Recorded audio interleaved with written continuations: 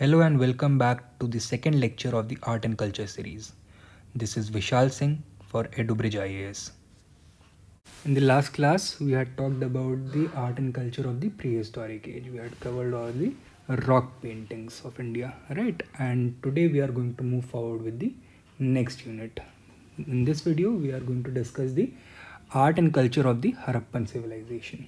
So before we do that, let us learn about the timeline and geographical context of this civilization. So the Harappan civilization flourished in the northwestern part of the subcontinent from around 3300 BCE to around 1700 BCE.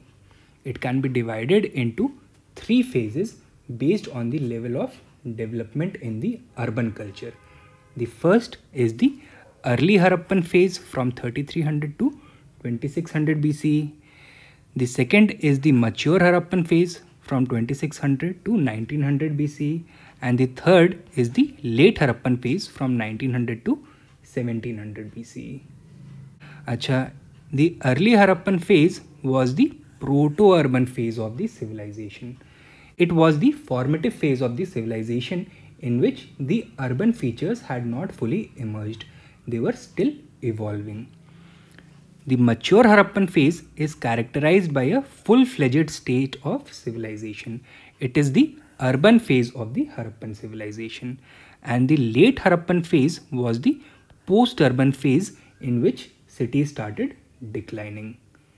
अच्छा, अगर किताबों में कहीं लिखा हुआ दिखता है केवल हरप्पन कल्चर, जहाँ पे अर्ली या लेट या मैच्योर नहीं लिखा हुआ है, so you should assume that it is talking about the mature Harappan phase. So the characteristics of town planning during the Harappan culture अगर होता है तो it is talking about the characteristics of town planning during the mature Harappan phase. अच्छा, let us look at the geographical context. So like I told you that it flourished in the northwestern part of the subcontinent, specifically along the river valleys of the Indus and the Ghaggar Hakra rivers. Right, the Ghaggar Hakra river is now dried out. During the Vedic period, it was identified as the Saraswati river. ये अब सूख चुकी है. So इसकी valley में और इसके surrounding areas में कई सारे सेटलमेंट्स थे. Harappan towns and cities flourish करते थे. Among all of its contemporary civilizations, which included the Mesopotamian civilization, Egyptian civilization and the Chinese civilizations, Harappan civilization was the largest. तो यानी कि अपने टाइम की civilization से अगर कंपेयर किया जाए तो हरप्पन civilization सबसे बड़ी थी. It covered an area roughly measuring around 13 lakh square kilometers. ठीक है. Now इंडिया में कौन कौन से स्टेट्स कवर करता है ये? जम्मू, पंजाब, हरियाणा, राजस्थान, वेस्टर्न यूपी, गुजरात और महाराष्ट्र. और पाकिस्तान में Punjab, Sindh and Balochistan. So keep this in mind. हो सकता है यूपीएससी इस तरह का क्वेश्चन फ्रेम कर दे कि in which of these states have Harappan settlements being found. तो उसमें ऑप्शन दे सकता है आपको कर्नाटका, मणिपुर, मध्य प्रदेश और गुजरात. तो answer would be Gujarat. Right. Now the northern most site of the Harappan civilisation was Manda. This is in present day Jammu. Southern most site was Daimabad. The westernmost site was Sutka Gendor. इस map में पूरा इमेज नहीं आया है. It is actually Sutka Gendor. It is in Balochistan, right, on the Iran-Pakistan border along the Makran coast. And the easternmost site is Alamgirpur in present day Meerut, which is in western UP. इस information के basis पे UPSC ने एक question frame किया था that which geometric figure roughly corresponds to the shape of the Harappan civilization. Options दिए square, parallelogram, rectangle और triangle. Right. तो इसका आंसर बहुत सिंपल है. You simply join these vertices and the answer is going to become clear to you. So it roughly looks like a triangle, not a parallelogram or a square. ठीक है. तो इस तरह से भी क्वेश्चंस पूछे जा सकते हैं. All right. Some of the important sites of the Harappan civilization include Harappa, Mohenjo-daro, Chanut-daro, Dholavira, Lothal, Rakhigarhi, Kalibangan, Ropar and Banawali. Harappa is in Punjab of Pakistan. Mohenjo-daro is in Sindh. Chanut-daro is also in Sindh. Dholavira is in Gujarat, specifically Ran of Kutch. Lothal is also in Gujarat. It is important because it has a dockyard. Rakhigadi is in Haryana. It is the largest site discovered till date in the entire Harappan civilization. Kalibangan is in Rajasthan. Ropar is identified as present-day Roopnagar in Punjab, and Banawali is also in Haryana. Let us move forward and देखते हैं कि हमें Harappan civilization के art and culture में क्या क्या cover करना है. तो देखो, we have to look at Harappan town planning. तो Harappan urbanization was characterize by well planned cities. तो इनकी टाउन प्लानिंग के कैरेक्टरिस्टिक्स हमको स्टडी करने हैं. Harappan stone sculpture also needs to be studied. They had a well developed tradition of sculpting in stone. Harappans were also experts in metal casting, especially in bronze metal casting. Terracotta figures have also been found from almost every Harappan settlement. अच्छा, a large number of Harappan seals have also been discovered. इसमें कई सारे animals के images हैं, script है, human figures हैं, trees हैं, etc. Some mythical figures are also found. So the study of seals becomes important. Harappan pottery of various types, designs and purposes has also been found. तो कुछ pottery बहुत decorative होती थी, कुछ pottery high class pottery होती थी. For example केवल rich लोग उसको यूज़ कर सकते थे, और कुछ पॉटरी बहुत यूटिलिटेरियन होती थी जो कि एवरीडे यूज़ के लिए होती थी. The Harappans also had a well developed lapidary industry. Lapidary मतलब बीड मेकिंग, ठीक है. तो बीड्स के ऑर्नामेंट्स बनाए जाते थे, and Harappan beads have been found in Mesopotamia and Egypt as well. इसका मतलब कि ये एक्सटर्नली ट्रेड भी किए जाते थे, ठीक है. तो इनको पढ़ना भी काफ़ी इंपॉर्टेंट हो जाता है. ऑर्नामेंट्स, ज्वेलरी भी कई तरह की बनाई जाती थी. For example necklaces, earrings, armlets, anklets, waist girdles etcetera. अच्छा, Harappan textiles were also quite developed. Harappans were the first in the entire world to cultivate cotton. तो यहाँ पे कॉटन टेक्सटाइल इंडस्ट्री बहुत इंपॉर्टेंट है. Other than this, they also had knowledge of wool. Further, silk भी use करते थे. तो जो beads थी, इनको पिरोने के लिए silk cloth यूज़ किया जाता. That was tussar silk, right? Similarly, beads से fragments of jute have also been discovered. तो probably jute industry भी present था. And finally, we are going to look at a few questions. Now, let us look at the first topic, that is town planning. तो Harappan town planning के कुछ characteristics हैं, इनको पहले हम देख लेते हैं, फिर उसके बाद डिटेल में डिस्कस करेंगे.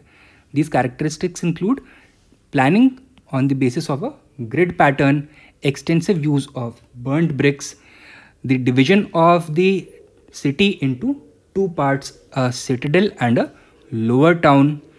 Drainage was well developed. So the Harappans had a well developed drainage system. कुछ साइट्स पे वाटर कंजर्वेशन के भी mechanisms present थे. Street lighting was also present. Waste pits and waste baskets have been placed at regular intervals. This tells you Harappans were quite conscious about sanitation and hygiene. Now we are also going to look at some of the houses. तो houses को build करने का क्या technique use करता था, किस तरह के houses build किए जाते थे. And finally we are going to look at some of the prominent architectural discoveries from the Harappan sites. So let us look at the grid और chessboard pattern of town planning. So जैसे आपने देखा होगा, India में भी कई सारी modern cities such as Chandigarh को ग्रिड प्लान पे बेस किया गया है. तो ग्रिड प्लान होता क्या था, that all the major lanes and streets intersect each other at 90 degrees, और इससे पूरी की पूरी सिटी रेगुलर रेक्टेंगुलर ब्लॉक्स में डिवाइड हो जाती है. इसका फ़ायदा क्या होता है, पहला कि किसी भी एक लोकेशन को अप्रोच करने के लिए दूसरे लोकेशन से मल्टीपल अप्रोचेस होते हैं, राइट. सो अगर एक में ब्लॉकेज है तो you can take the other one, right. तो इसकी वजह से congestion of the street becomes lower. अगर एक ही मेन स्ट्रीट होती तो it would have been very congested, right. Another advantage of grid based planning is, इसमें एक सेल्फ क्लीनिंग मैकेनिज्म अप्लाई होता है कि हवा एक तरफ से चलती है और सारा का सारा कूड़ा, सारी की सारी डस्ट ब्लो अवे कर ली जाती है, राइट। अगर केवल एक ही स्ट्रीट होती जहाँ पे सारे के सारे हाउसेस अरेंज होते, सारी की सारी स्ट्रीट्स आके फीड कर रही होती, तो क्या होता, हवा चली और सारा का सारा कूड़ा मेन स्ट्रीट पे आके अटक गया, right. So these were the advantages of grid planning, right. अब इसमें एक एक्सेप्शन है, दैट इज बनावली। बनावली में instead of a chessboard pattern एक सेंट्रल स्क्वायर था और वहाँ से स्ट्रीट्स रेडिएट करती थी। So the streets were based on a radial pattern. जैसे आपने दिल्ली में देखा होगा Connaught place, that is also based on a radial pattern, तो यहाँ पे भी सेम था, right. So keep this in mind, Banawali is the exception over here, right. Extensive use of burnt bricks was also a characteristic. The Harappan civilization was the first civilization in the world to use burnt bricks on a large scale. Mesopotamia, Egypt वगैरह में भी burnt bricks use होते थे, लेकिन बहुत small scale में use होते थे, राइट। यहाँ पे burnt bricks were used as the primary building material. So this was the first civilization to use burnt bricks at a large scale. Remember this fact. Okay, यहाँ पे भी कुछ exceptions हैं। फॉर एग्जांपल ढोलावीरा, जहाँ पे burned brick की जगह पे स्टोन को यूज़ किया गया है, and the site of Banawali where mud bricks और dried bricks have been used instead of burnt और बेक्ड ब्रिक्स, ठीक है। तो बनावली में बर्न्ड ब्रिक्स केवल वेल्स में यूज़ किया गया है, बाकी प्राइमरी बिल्डिंग मटीरियल की तरह नहीं यूज़ किया गया है। अच्छा, then the city was also divided into a citadel and a lower town. This feature is visible in most of the Harappan cities. There are a few exceptions, such as Dholavira. Dholavira में दो की जगह तीन levels है. So there is an upper town, a middle town and a lower town. Another exception is Chanudaro, जहाँ पे कोई division नहीं है. This is the only site in the entire Harappan civilization with a single level without a citadel. So remember this fact also कि which is the only site without a citadel, that is Chanudaro. कहाँ पे है, मैंने बताया था सिंध में है। अच्छा, अब देखते हैं citadel होता क्या था। तो citadel और upper town was built on a raised platform of mud bricks. All the important public buildings and residences of the ruling class were built here. It was usually surrounded by a mud wall. So it was a fortified raised settlement जहाँ पे ruling elite रहते और काम करते थे। तो if you look at Delhi also, तो जो न्यू दिल्ली वाला लटियंस दिल्ली वाला एरिया है, यहाँ पे ही सारे के सारे आपके पार्लियामेंट मिल जाएगा, सुप्रीम कोर्ट मिल जाएगा, all the houses of the MPs, the senior officials etcetera यहाँ पे मिलते हैं। बाकी आम जनता बाकी की दिल्ली में रहती है। तो इसी तरह से सिटाडेल में रूलिंग क्लास रहता था और बाकी के जगह पे रूल्ड क्लास रहते थे, right. So that was known as the lower town. The citadel was usually surrounded by a mud wall, right. However इसमें भी कुछ एक्सेप्शंस हैं। फॉर एग्जांपल ढोलावीरा और लोथल में ऐसा कोई फोर्टिफिकेशन नहीं है around the citadel. So the citadel at Dholavira and Lothal are unfortified. Clear है, right. Let us move forward. Drainage pattern, तो हमने डिस्कस किया कि यहाँ पे वेल डेवलप्ड ड्रेनेज पैटर्न था। किस तरह का ड्रेनेज पैटर्न था? ओपन ड्रेन्स नहीं होती थी, अंडरग्राउंड कवर्ड ड्रेन्स होती थी। So these drains were beneath the streets. They were covered with stone slabs और bricks and had regular manholes at regular intervals for easy cleaning. यानी कि if this is a main street and these are the subsidiary lanes,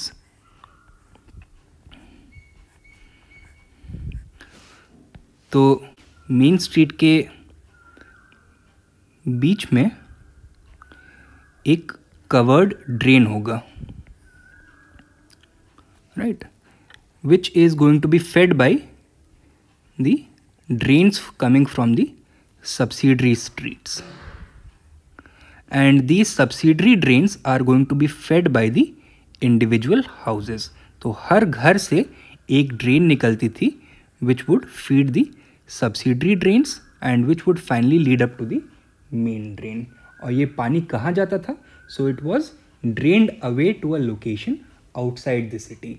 usually एक tank create किया जाता था जहाँ पे waste water collect हो सके, right? Through the process of natural cleaning and filtration, that water would get cleaned over time and could be reused in times of drought or during the dry season. So planning for water conservation was also an important feature of Harappan town planning, and some sites had extensive water conservation infrastructure, such as Dholavira, situated in the Rann of Kutch. Now the Rann of Kutch is an extremely arid region जहाँ पे water conservation was necessary. तो ढोलावीरा में कई सारी ऐसी infrastructure बनाया गया है for water storage, such as a series of tanks, stepped wells and water reservoirs for water harvesting. So you can look at these images and यहाँ से आपको ये क्लियर हो जाएगा. So this is a reservoir at Dholavira. This is a massive storm drain at Dholavira. You can look at this. This is the drainage system from a part of Mohenjo-daro. ये एक image है of a well and drain found at Lothal, and this is a main street in Mohenjo-daro. You can look at the discolored portion over here. So this is the covered drain, and this one is the subsidiary drain which is coming from a lane joining into the main street. These were the elements of drainage found at Harappan sites. Now there was provisioning for street lighting also, as lamp posts at regular intervals have been discovered. Further, waste pits at regular intervals were also placed. Alright, moving forward, houses को देख लेते हैं. तो houses किससे बनते थे? Burnt brick से बनते थे. So we have seen there was extensive use of burnt brick. तो हाउसेज भी बर्न ब्रिक से बनते हैं. These were of varying size ranging from single room apartments to multi storied houses. इसका क्या मतलब कि हरप्पन सिविलाइजेशन में सोशियो इकोनॉमिक डिफरेंसेस एग्जिस्ट करते थे. जो गरीब लोग हैं उनके एक रूम के अपार्टमेंट्स हैं, और जो अमीर लोग हैं उनके मल्टी स्टोरीड हाउसेज होते थे. राइट, ऑल्दो साइजेस वेरी करते थे, लेकिन स्टाइलिस्टिक एलिमेंट्स सारे हाउसेस के ऑलमोस्ट सिमिलर होते थे. दैट एक स्क्वायर कोर्टयार्ड होता था in the middle of the building, जिसके अराउंड कई सारे रूम्स अरेंज करे जाते थे, और उस कोर्टयार्ड में कई बार एक वेल भी होता था. So it had a square courtyard with a well around which several rooms were arranged. अच्छा, bathrooms were present in all the houses. तो बेदिंग एरिया भी होता था and there was a latrine as well. Right, so the bathrooms had tiled walls and waterproof floors. The floor of the bathroom was tilted towards one end in order to allow the easy drainage of water, and all the bathrooms had an outlet drain. अच्छा, another important feature of the Harappan houses was that streets की तरफ कोई भी खिड़की या फिर दरवाज़ा नहीं होता था. अब इसको ऐसा मत समझिएगा that this was because of some concern for privacy. Privacy is a modern concept जो कि ancient period, specially proto historic period में प्रॉबेबली नहीं एग्जिस्ट करता हो. तो what is the function of this और what was the purpose of this? तो आपने देखा होगा जैसे चंडीगढ़ में भी the houses are not allowed to have any gates और doors opening into the streets. The approach to the house has to be behind the street. Right, तो this is because कि अगर गेट स्ट्रीट में खुलेगा तो it will cause congestion. So easy passage through the streets को allow करने के लिए doors and windows did not open into the streets. अब कुछ इम्पॉर्टेंट आर्किटेक्चरल डिस्कवरीज को डिस्कस कर लेते हैं. For example, the great bath at Mohenjodaro. Okay, तो great bath at Mohenjodaro is a ritual bathing site. ठीक है, एक स्विमिंग पूल नहीं है. It was made of burned bricks, और इसका फ्लोर जो है वाटर टाइट है. ये वाटर टाइट फ्लोर कैसे बनाया गया? तो it was made by closely fitting the bricks. तो ब्रिक्स को बहुत क्लोजली फिट किया गया, and the walls and floors were lined with gypsum and bitumen in order to make it water proof. Right, now at either end of the bath are 2 flights of stairs, and there are 8 adjacent changing rooms attached to the great bath. पानी कहाँ से आता था? So water came from a large well inside an adjacent room. अच्छा, great bath को drain करने के लिए भी प्रोविजन था. So there was a water outlet to a drain as well. So these are the elements of the great bath. कहाँ पे मिला है? मोहनजोदारो में. ये मत भूलिएगा, चाहे बाकी सब भूल भी जाएं. राइट. अच्छा, एक ग्रेट ग्रेनरी भी मिली है मोहनजोदारो से. It is a huge room measuring 45.71 by 15.23 meters. So that is roughly about 150 by 50 feet. अच्छा, यहाँ पे क्या मिला है? So we know that this is a granary because fossilized remains of wheat and barley have been found over here. Right. How was this grain collected or what was it collected as? It was probably collected as tax. और क्यों collect किया जाता था इसको? Either for emergency provisioning or for paying of wages. So the presence of a granary points towards the existence of a civic planning authority or a centralized authority which had the power of taxation in the Harappan civilization. Right. Similarly, 12 granaries arranged in parallel rows of 6 granaries each have been found at Harappa. In granaries के पास कुछ circular brick platforms मिले हैं जहाँ पे probably grains को ला करके trash किया जाता था in order to separate the grain from the chaff. Right. Similarly, brick platforms have also been found at Kalibangan, which may have been used as granaries. So evidence of granaries comes from 3 places. कहाँ से? Mohenjo-daro, Harappa and Kalibangan. Don't forget this. Apart from this, some other mention-worthy architectural discoveries were the assembly hall at Mohenjo-daro. This is also in the citadel, and a stadium at Dholavira. तो ये तो हो गया the elements of Harappan town planning. Now let us look at the next topic, that is stone sculpture. Harappans had a very well developed tradition of stone sculpture. Right. तो क्या material use किया गया है? Limestone, sandstone, grey stone, steatite etcetera. अलग अलग type के materials use किए गए हैं. Most of the statues are broken. So intact statues हमको नहीं मिले हैं. Most of the statues are of males. तो most of the stone statues male figures के हैं. अच्छा, most of the statues are in a seated position and they are sitting cross legged. Now, there was a convention among the Harappan stone sculptors to show male figures in a seated position who had a shawl draped over their left shoulder and the right shoulder was left exposed. ठीक है, तो most of the statues in stone at Harappa at the Harappan civilization are in this fashion. The most famous of these is the statue of a bearded man. इसको interpret किया गया है that he was a priest king. किससे बना हुआ है? Steatite से. What is steatite? It is a type of soft river stone. हम आगे जाके पढ़ेंगे that most of the Harappan seals were also made out of steatite only. अच्छा, इसका जो अपर हाफ है वो तो इंटैक्ट है, लेकिन लोअर हाफ जो है टूट चुका है. So that is missing. He is wearing a shawl with a trefoil pattern. So trefoil is like a clover leaf जिसमें कि 3 पत्तियां बनी होती हैं. अच्छा, इसको किस तरह से दिखाया गया है? His eyes are slightly elongated and they are half closed as if he is in meditation. तो meditate करते हुए आंखें आधी बंद हुई हैं. Right. He has a well groomed beard and hair is parted in the middle. तो middle parting है and he has a well groomed beard, you can see.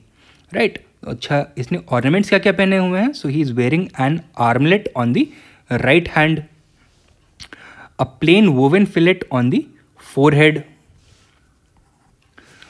and there are holes around the neck to suggest a necklace. necklace नहीं है, लेकिन उस समय probably necklaces को पहनाया जाता होगा. Right. Similar statues have also been found in Sumeria. Sumeria is the southern part of the Mesopotamian civilization. Present day southern Iraq को Sumeria बोलते हैं. Seated male sculptures have also been found at Mohenjo-daro and Dholavira. Right. Moving forward, other than this, some other statues are also mention worthy, such as the statue of a male torso found at Harappa. This was in red sandstone and it shows a nude male torso in a standing position. So this was an exception to the general rule कि shawl से ढका हुआ seated position में दिखाया जाएगा। यहाँ पे क्या दिखाया गया है, नूड इन अ स्टैंडिंग पोजीशन। किस मटेरियल में है, रेड सैंडस्टोन में। अनदर इंपॉर्टेंट फीचर इज कि नेक और शोल्डर्स में सॉकेट होल्स हैं, तो जहाँ पे आर्म्स और हेड को अटैच करा जा सकता था, right. So these were probably sculpted separately and this would have made it a moving statue, जिसमें मूविंग पार्ट्स होते थे। जैसे आजकल बारबी डॉल होता है तो उसके मूविंग पार्ट्स होते हैं, उसी तरह से ये स्टैचू भी हुआ करता था। Another important finding is that of a male dancing figure at Harappa, right. It has been sculpted in grey stone. Grey stone is a type of volcanic stone. अच्छा, this also has socket holes in the neck and shoulder joints, right. It has also been depicted in the nude and it has been called as a dancing male because the torso appears as if the body is in motion.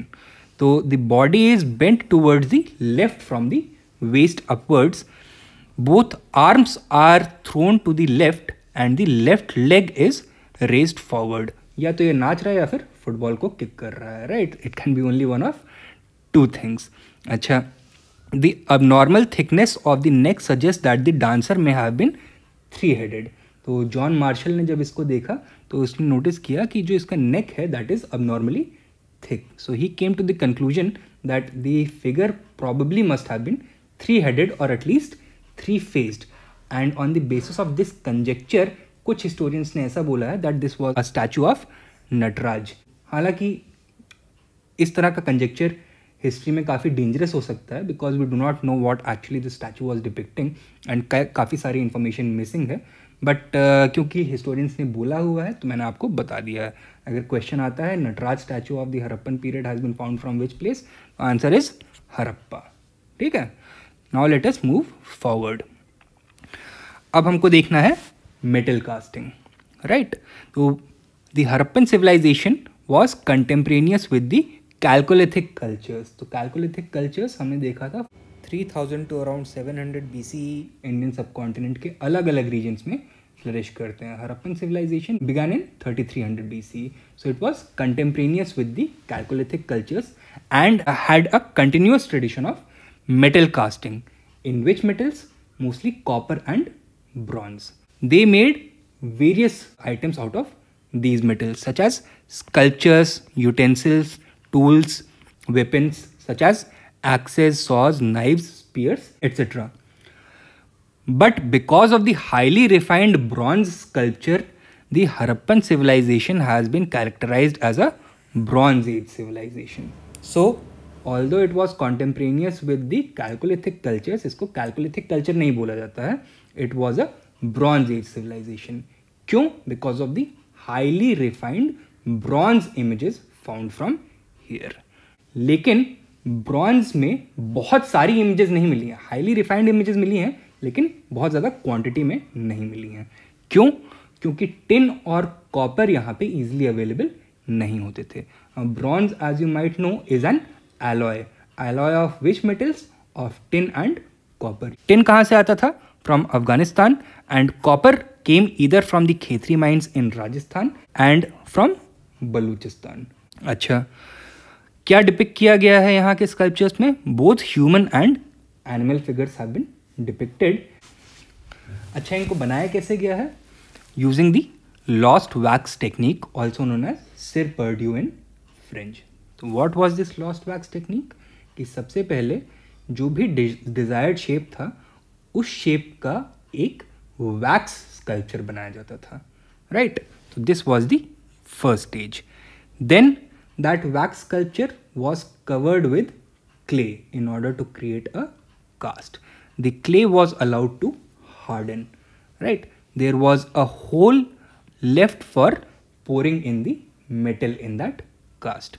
जब clay harden हो जाता था, cast set हो जाता था, उसके बाद wax को हीट करके मेल्ट कर दिया जाता था. तो वैक्स बाहर निकल आएगा, यहाँ पे दिखाया हुआ है. एंड इस एम्प्टी कास्ट में अब मोल्टन मेटल को पोर कर दिया जाता था, right. Now after the metal was allowed to cool and solidify, the cast was broken. तो अब हमको एक ब्रॉन्ज का इमेज मिल गया है and this image was finally finished. तो इसमें फिनिशिंग टचेस दिए जाते थे, right. So this was the lost wax technique.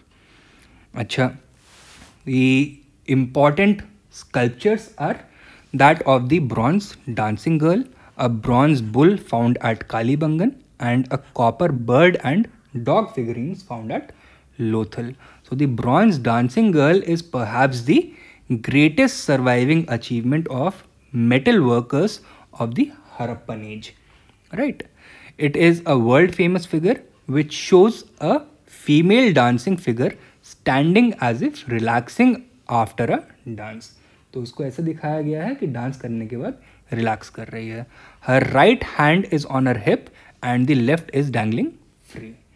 अच्छा, right hand is covered with bangles made out of either bone और आइवरी। अच्छा, on the left arm are a couple of pairs of bangles.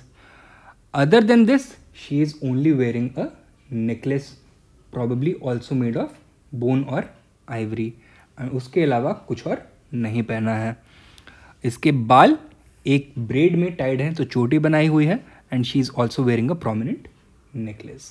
And this is the bronze bull figure found at Kalibangan. So you can see how naturalistic it looks. So this probably tells you that the Harappan sculptors were also well acquainted with the anatomy of animals. Right. Acha, now we are going to look at the terracotta figurines. Terracotta होता क्या है? It is baked earthen clay. अच्छा, ये जो figurines होते थे, these were both glazed as well as unglazed. यानी कि इसके ऊपर या तो कोई स्लिप चढ़ाई जाती थी या फिर इनको अनग्लेज्ड छोड़ दिया जाता था।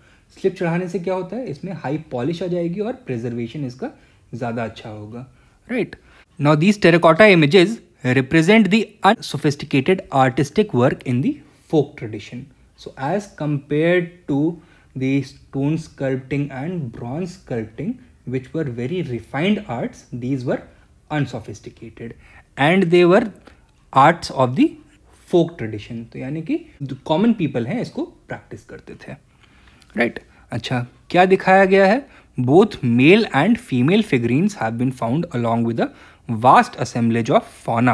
तो मेल एंड फीमेल फिगरीन्स बनाए गए हैं as well as animals depict किए गए हैं, such as monkeys, dogs, sheep, cattle, humped and humpless bull, etc. Right, तो आप यहाँ पे कई सारे एनिमल्स को देख सकते हैं। अच्छा, what was the purpose of this? तो इसका रिचुअलिस्टिक पर्पस भी होता था एंड रिक्रिएशनल पर्पस भी होता था। Ritualistic purpose, for example, the figures of the mother goddess in terracotta were probably used for the fertility cult worship. And recreational मतलब तो terracotta के कई सारे toys भी बनाए जाते थे, right? Examples: mother goddess and bearded males with coiled hair shown in the same posture everywhere. जब भगवान की मूर्ति बनाते हो तो हर जगह पे एक ही तरह से डिपिक्ट किया जाता है. So this probably tells you that these were worshipped as deities, right? Now the mother goddess has been shown with an elaborate fan-shaped headdress, girdle and loincloth. The torso is bare and facial features are pinched. She was probably worshipped as goddess of prosperity and fertility. तो आप देख सकते हैं fan-shaped head gear है, necklace पहना हुआ है, girdle पहना हुआ है, the torso is bare and there is a loincloth also. The facial features are very pinched, so there is a pinched nose, the mouth is shown as a slit, eyes have been shown as beads. तो well defined facial features नहीं दिखते हैं जैसे कि हमने bearded priest के देखे थे, right? अच्छा, terracotta mask of a horned deity has also been found from Harappa, so you can look at this, right? Toy cart frames भी मिले हैं which were both hollow framed and solid. Wheels with hubs and spoked wheels indicated with striped decorations are also shown. तो toy carts भी देखने को मिलती हैं, तो pulled by animals. अच्छा, some animal figurines also served as whistles and puppets. तो आप ये देख सकते हैं that this is a composite toy जिसका हेड मूविंग पार्ट है एंड इसको एक स्ट्रिंग से जो बुल का हम्प है उसके थ्रू कनेक्ट किया गया है. It can be pulled backwards and forward and the head will move up and down. अच्छा, इंडस वैली साइट से जो टेराकोटा ह्यूमन फिगरीन्स मिले हैं they are very crude, but Gujarat और कालीबंगन से जो साइट्स मिले हैं these are more realistic, right. So these are the terracotta sculptures and the rest we are going to discuss in the next video, right. Thank you for your patience. We'll see you next time.